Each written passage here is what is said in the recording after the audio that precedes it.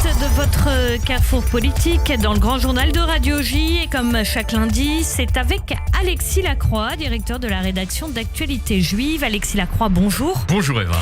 L'actualité politique française percute aujourd'hui l'actualité internationale avec les relations entre la France et Israël qui se détériorent à nouveau. Israël envisage même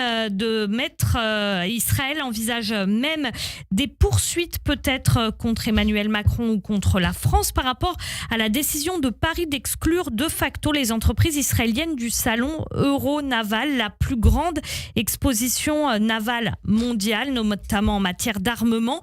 Emmanuel Macron fait honte à la France, affirme-t-on à Jérusalem. Pourquoi de telles positions d'Emmanuel Macron par rapport à ce salon Euronaval qui finalement ne dit pas grand-chose à personne? Oui, vous avez raison. Beaucoup de nos auditrices, beaucoup de nos auditeurs, peut-être nous-mêmes d'ailleurs, apprenons son existence. Euronaval, un grand salon, le plus grand salon visiblement d'armement naval de la planète qui a lieu à Villepinte, donc dans la première semaine de novembre. Villepinte, c'est en Seine-Saint-Denis, c'est là que se situe le parc des expositions. Et donc les autorités françaises, pour être extrêmement précis, mais vous l'avez dit, ont fait savoir que les entreprises israéliennes concernées pourraient participer à ce salon, mais à condition que les armements qu'elles mettent en vente ne participent pas, n'aient pas été utilisés dans les différents fronts israéliens actuels, la bande de Gaza, mais aussi le Liban, dont il était question à l'instant dans la chronique de Christophe. Autant dire, Alexis Lacroix, que ça ressemble à une façon de se protéger d'accusations de boycott.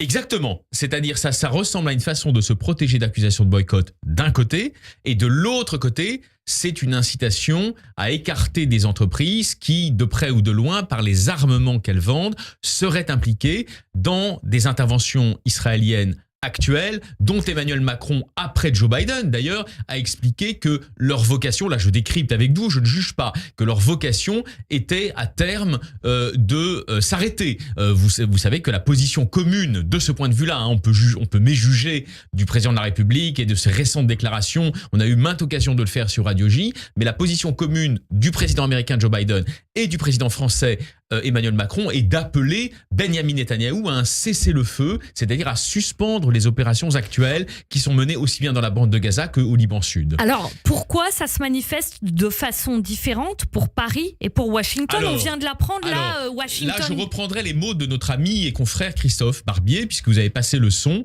Il y a une différence de culture. Les États-Unis, effectivement, aujourd'hui, vous savez que, bon, quand on connaît un petit peu la politique étrangère et quand on voit comment la politique étrangère américaine se conduit, on ne va pas mentir à nos auditrices et à nos auditeurs. Il y a un champ de tension important entre le gouvernement américain, pour aller très vite, la présidence américaine, le gouvernement américain et le gouvernement israélien. Cela ne remet pas en cause l'alliance, mais en revanche, il y a de très vives discussions. Et on sait aussi qu'il y a une exaspération d'un certain nombre de responsables américains, Anthony Blinken en tête, le secrétaire d'État américain, vis-à-vis de l'obstination, ce qu'ils perçoivent, là je l'analyse avec vous, comme l'obstination de Benyamin Netanyahou à conduire envers et contre tous ces guerres. Donc ça, c'est le point de vue américain. La France, elle, effectivement, en raison de ce que Christophe vient d'appeler si justement l'obsession du Liban, affiche une position, j'allais dire, plus proactive dans la condamnation de la poursuite des opérations israéliennes, et d'où, effectivement, le message éminemment brouillé d'Emmanuel Macron, qui, dans un premier temps, je vous le rappelle, d'ailleurs, il l'a rappelé lui-même, avait repris à son compte l'idée de Bernard-Henri Lévy, avec qui il communique souvent, d'un front, d'une coalition internationale pour défaire le Hamas, et qui aujourd'hui, en revanche, semble revenir à des positions plus classiques du Quai d'Orsay, avec une insistance grandissante ces dernières semaines qui a ulcéré les Israéliens, bien sûr, et beaucoup de Français juifs également, sur la nécessité, un jour, de dessiner une perspective de compromis politique avec la fameuse solution à deux États. Alexis Lacroix, pour être bref, il nous reste 1 minute 30. Vite, oui. France, Israël, le divorce?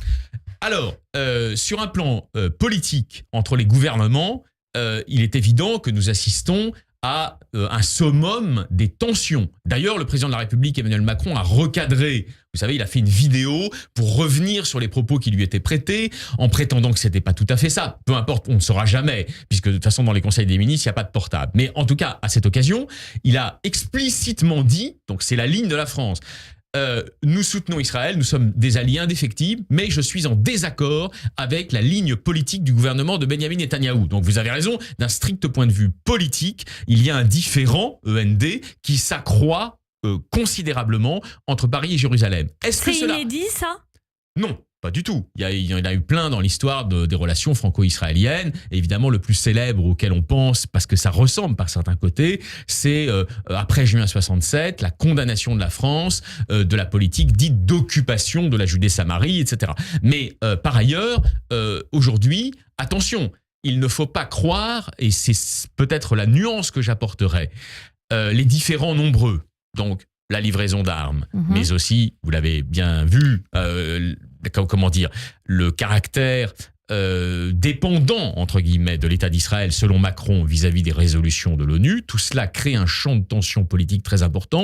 Je ne suis pas de ceux, là je m'exprime en mon nom propre. Très rapidement, Alexis. Très rapidement, qui pensent que cela obère définitivement le caractère d'alliance existant depuis longtemps entre Israël et la France. Et je vais vous dire pourquoi. Au-delà de la volonté française et du trouble que ce gouvernement ne cesse de semer dans les esprits, pour une raison très simple, c'est que nous avons aujourd'hui, objectivement, un ennemi commun qui est l'islamisme radical. Et ça, même s'il fait des incartades très nombreuses vers le monde arabe, Emmanuel Macron ne l'ignore pas. Merci beaucoup Alexis Lacroix. Alexis Lacroix, directeur de la rédaction d'actualité juive, pour ce décryptage comme chaque lundi sur Radio J. Merci. À vous.